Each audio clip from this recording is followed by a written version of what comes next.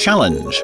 As it seeks to expand its product range and customer base, the Nord Electronic Group's retail chain has decided to focus on innovators, the people most likely to invest in expensive gadgets. Focus.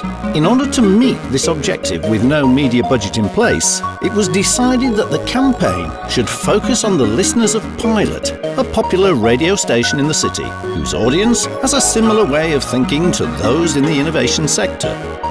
Tools. Listeners were invited to take part in an interactive treasure hunt using a digital tool, the unique Phonopaper mobile application, which can encode sounds as images and vice versa.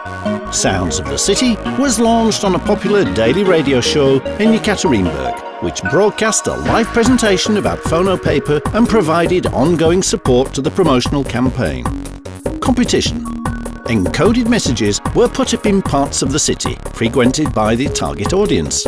Clues were broadcast on the radio, and listeners had to work out where the messages were, go and find them, and use Phonopaper to decode the images back into audio file. Владимир Семенович Высоцкий. Containing the answers to the questions asked on air. There were prizes for the most correct answers, and the first person to send in the right answers to all the questions was awarded a special prize by Nord, in one of whose stores the final message was located. Results. With a total campaign budget of $2,000, 33,000 people took part over the 2 weeks.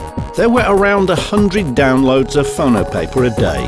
The earned media reached more than 130,000 people, and footfall at Nord stores rose by 12%.